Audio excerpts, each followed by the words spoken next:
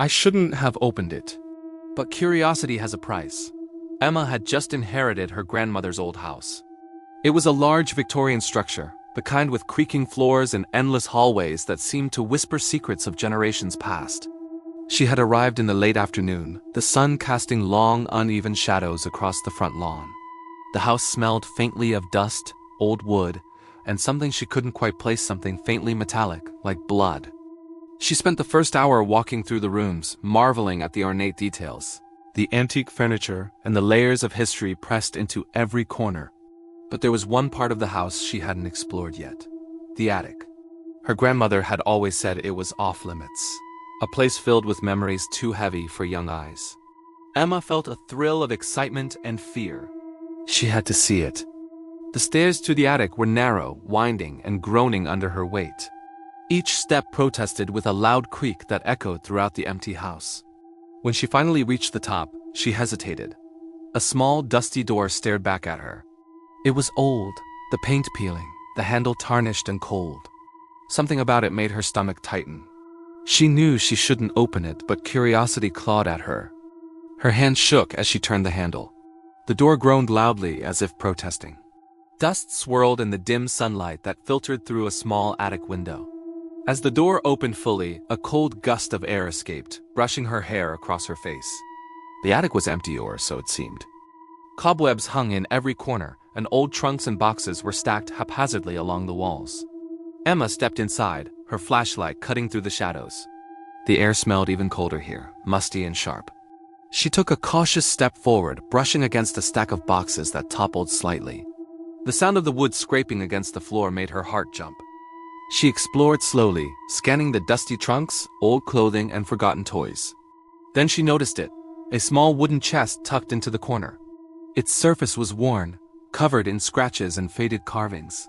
Something about it drew her in. Her hands trembled as she lifted the lid. Inside, she found a journal. The leather was cracked and the pages were yellowed with age. She opened it carefully, and the first entry made her breath catch. It wasn't her grandmother's handwriting. It was messy, frantic, almost scratching into the page. The first line read, "They are watching. Don't let them out." A shiver ran down Emma's spine.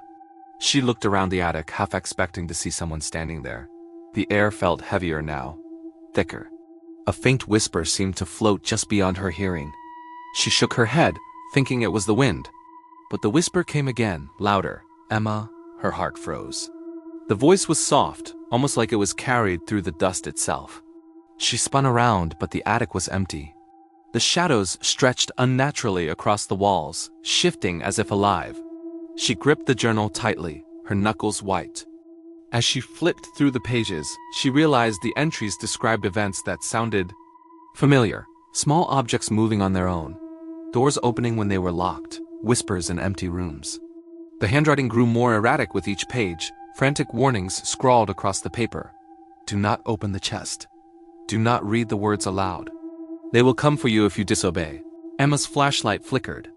She glanced toward the attic stairs, suddenly feeling a pull, a sense of being observed.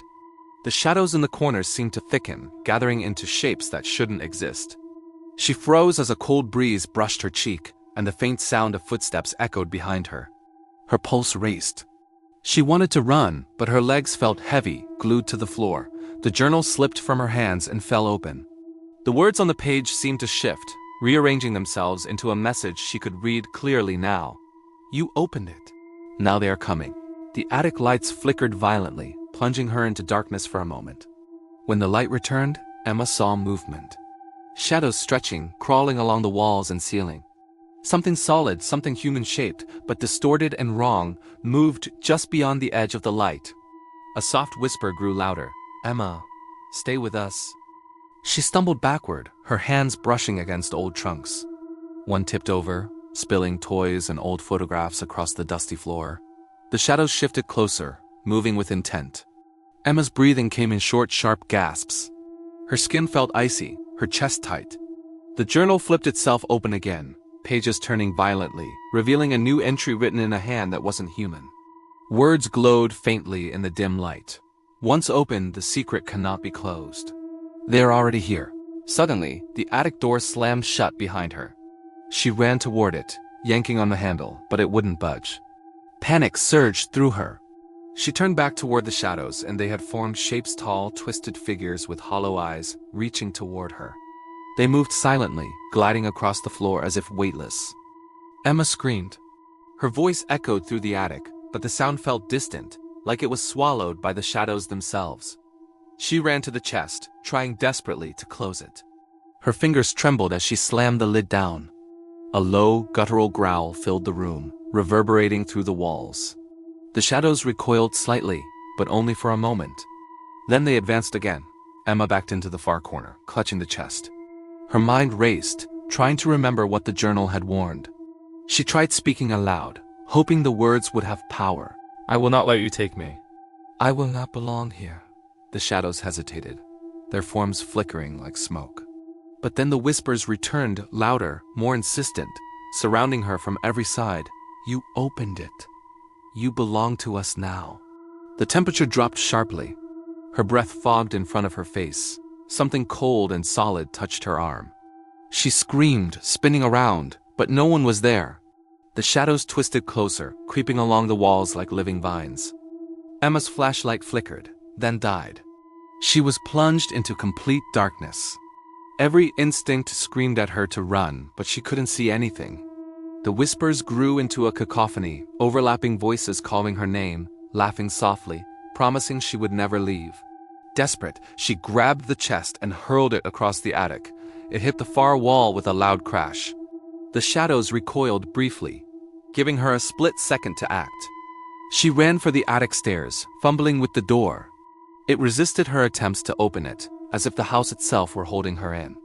Finally, with one last burst of strength, she forced the door open and stumbled down the stairs. The hallway was normal again, or so it seemed. The whispers faded, replaced by the quiet ticking of a clock somewhere in the house. Emma collapsed onto the floor, gasping for breath. But the terror was not over. Every room she passed through carried faint whispers, subtle shadows moving just beyond her vision. She realized with horror that the house had changed. The attic no longer felt like the top of the house, it felt like a separate place entirely, existing in another dimension, always watching, always waiting. Days passed. Emma tried to leave, but something about the house made her stay. Every time she tried to pack her things, doors that should lead outside opened into hallways she didn't recognize. Windows reflected rooms she had never seen. The journal remained on the chest in the attic, its pages flipping slowly as if alive, waiting for her to return. She realized with a sinking feeling that the secret she had uncovered could never be closed. The attic was alive, aware, and it had claimed her attention. Every night, she could hear faint whispers drifting from the ceiling, telling her to return, to open the chest again, to join the shadows. And sometimes, when she dared to look into the mirrors of the house, she saw figures behind her, tall, shadowy, hollow-eyed. They didn't move like humans, but they followed her, whispering promises and threats in the same breath. Emma knew she could never truly leave. The attic had claimed her, and the secret she had unearthed would follow her wherever she went. Every creak, every draft, every flicker of light reminded her of their presence. And if you ever enter that house alone, they say you too will hear the whispers, see the shadows, and feel the cold fingers reaching for you, calling your name, promising you will belong forever. If this story gave you chills, like the video. Comment if you dare explore this haunted attic. And don't forget to subscribe for more terrifying tales that will haunt your nights.